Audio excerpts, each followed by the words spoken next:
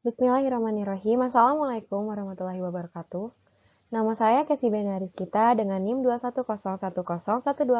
21010120140140218 dari kelas C Rekayasa Nilai dan Teknik Sipil 2020. Pada kesempatan kali ini, saya akan memaparkan hasil analisis saya mengenai studi kasus 25th Avenue and Union Pacific Grade Separation. Yang pertama, saya akan menjelaskan mengenai apa itu proyeknya, atau bisa kita sebut dengan project introduction.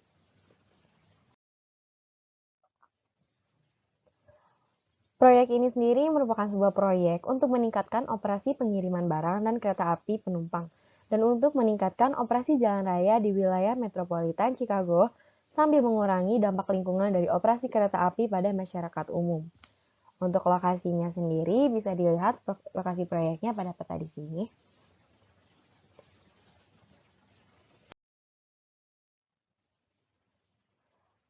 Twenty-Fifth Avenue ini merupakan jalan arteri perkotaan dengan 4 lajur.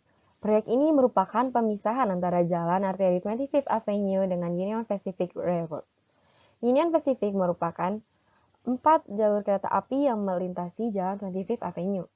Proyek ini merupakan salah satu dari proyek CREATE program, dan juga proyek ini meningkatkan kapasitas operasional.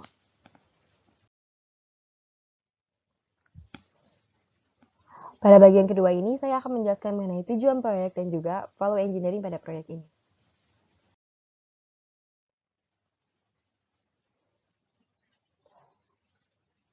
Yang pertama ada tujuan dan sasaran proyek ini. Tujuan dan sasaran proyek dibahas dan diuji dengan gagasan dan rekomendasi untuk memvalidasi kesesuaian mereka dalam hal kinerja dan biaya. Tujuan dan sasaran yang diidentifikasi adalah menghilangkan kemacetan lalu lintas di 25th Avenue, meningkatkan keamanan, meningkatkan operasi lalu lintas, mengakomodasi akses komersial, meningkatkan persimpangan Grand Street. Anggota tim yang terdiri dari tim studi nilai multidisiplin. Secara umum, anggota tim studi nilai independen dari tim pengembangan proyek. Ini memastikan objektivitas maksimum dalam mengidentifikasi solusi alternatif. Dapat dilihat pada tabel sebelah sini, di sini ada value engineering study team, dari tim member, terus representatifnya, lalu positionnya. Kemudian ada value engineering research team. Setelah seperti tadi, ada membernya, representingnya, dan juga positionnya.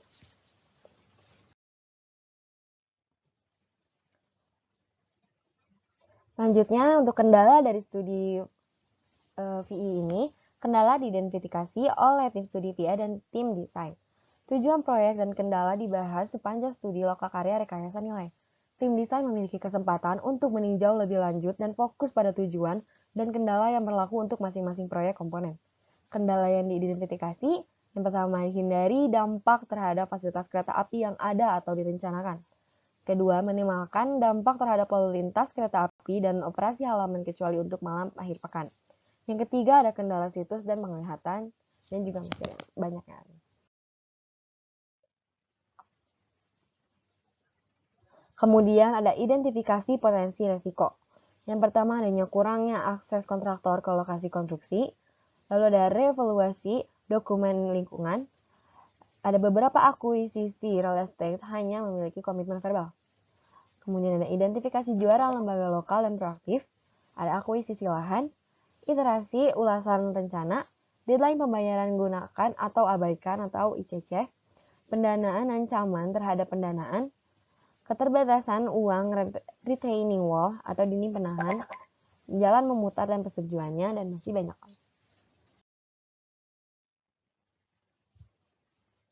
Berikut saya akan menjelaskan mengenai value engineering step. Yang pertama ada pra-workshop, di sini ada persiapan untuk value engineering. Lalu ada workshop, di sini ada informasi, analisis fungsi dan kreatif. Setelah itu ada workshopnya juga ada evaluasi, pengembangan, dan juga presentasi. Lalu terakhir ada pasca workshop, yaitu persiapan dan juga pengaplikasian dari value engineering tersebut.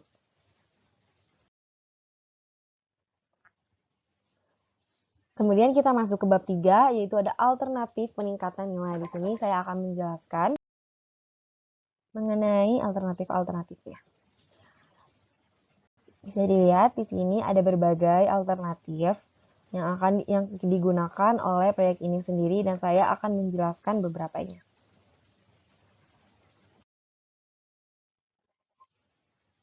Yang pertama ada alternatif STM3. Berdasarkan studi tim PE, tidak diperlukan box culverts untuk detensi air dan mengatasi permasalahan runoff dengan mengontrol volumenya. Dapat dilihat di sini ada tabel untuk biaya yang digunakan dengan total 1.232.000 US dollar. Pertama di awalnya itu menggunakan box culverts 12 inch x 3 inch untuk detensi air.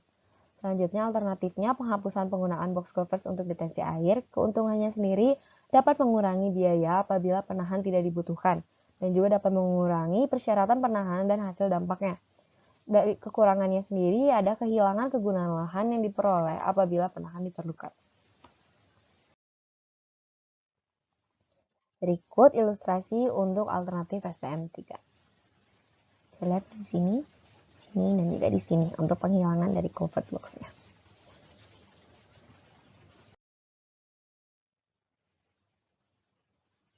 Kemudian ada alternatif STM4.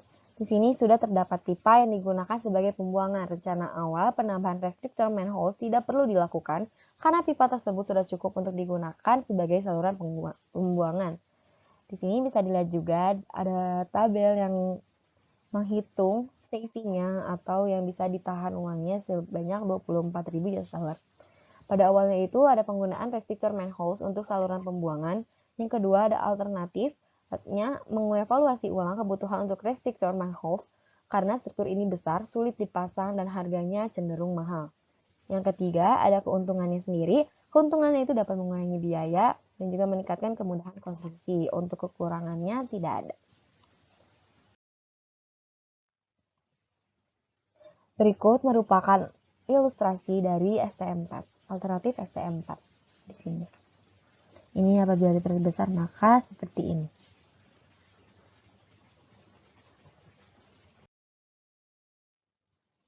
Selanjutnya ada alternatif yang lain, ada alternatif STR3A.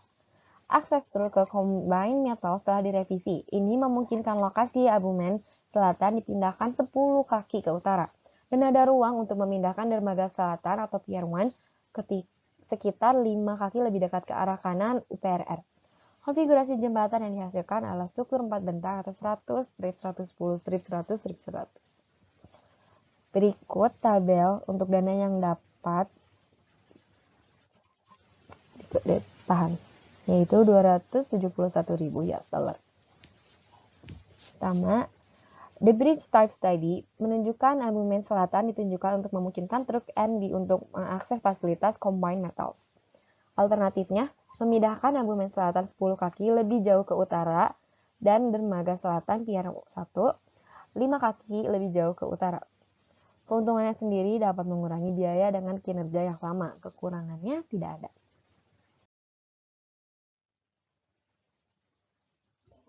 Selanjutnya ini ada ilustrasi dari STR3A.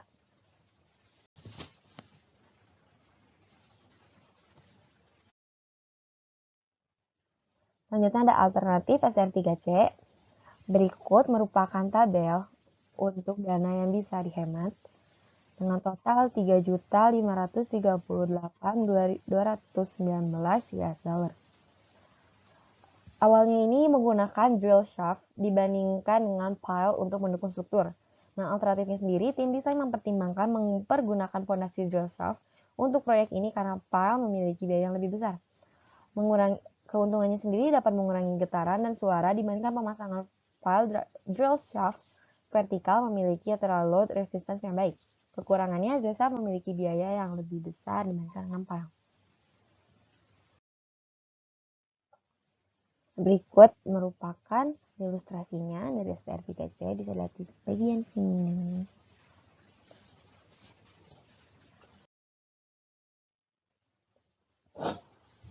Selanjutnya ada alternatif STR2, yaitu plat komposit belat baja 40 inch untuk mendukung dek beton. Untuk biaya yang dapat dihemat itu ada 186.000 US dollar. Awalnya itu menggunakan plat baja 48 inch. Kemudian diganti menggunakan gear plat baja 40 inch. Keuntungannya sendiri dapat mengurangi biaya dengan kinerja yang masih sama, kekurangannya tidak ada.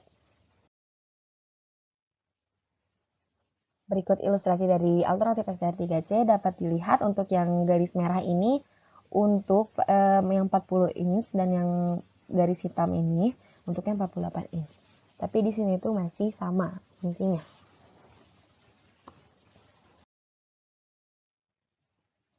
Selanjutnya ada alternatif shape 3. Yang pertama itu awalnya mengembangkan pendekatan tim untuk mengurangi jumlah review, iterasi, dan durasi.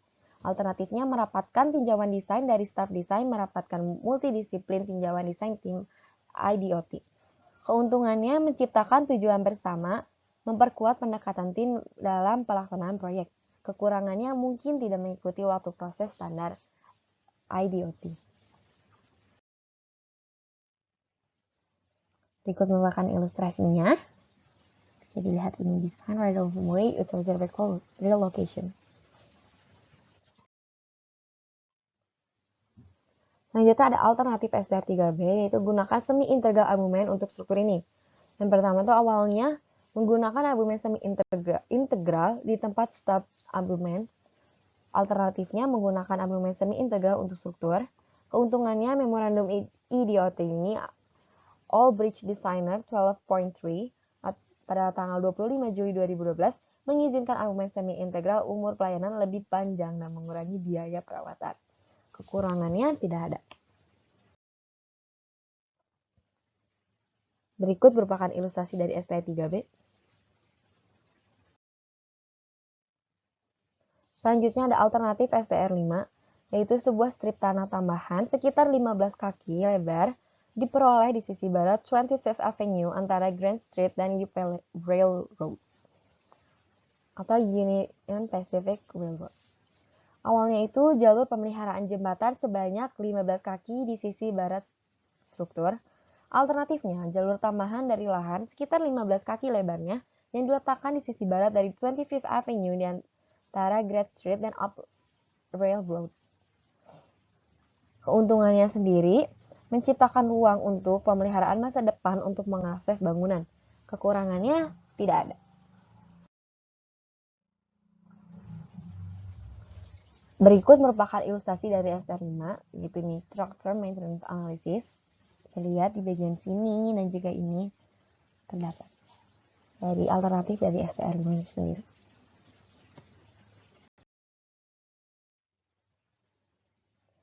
Berikut merupakan hasil studi value engineering dari atas alternatif-alternatif yang tadi telah saya sebutkan.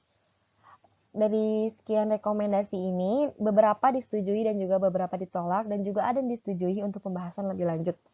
Untuk yang disetujui ada NF1, ada RO2, ada SCHED1, SCHED1, SCHED2, ada juga STR3C. Untuk yang disetujui untuk pembahasan lebih lanjut ada ROW1, ada ST4, ada STR3A, ada UTIL1. Dan untuk yang ditolak sejauh ini ada SCHED3, ada STR2, ada STR3B, dan juga STR5.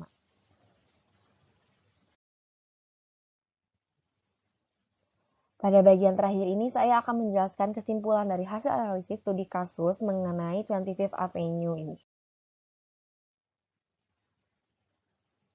Yaitu dari kesimpulan pertama, dari jumlah 17 ide dalam fase pengembangan, terdapat 4 ide yang ditolak karena berbagai faktor pertimbangan, yaitu tadi sudah saya sebutkan, ada STR2, ada STR3B, STR5, dan juga SCHED3.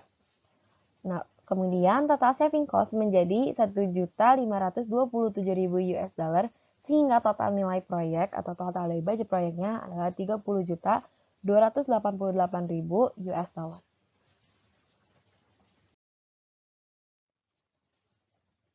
Sekian pemaparan dari saya. Mohon maaf apabila banyak kesalahan. Wabillahi taufiq wal hidayah. Wassalamualaikum warahmatullahi wabarakatuh. Oke, saya Casey pamit undur diri. Terima kasih.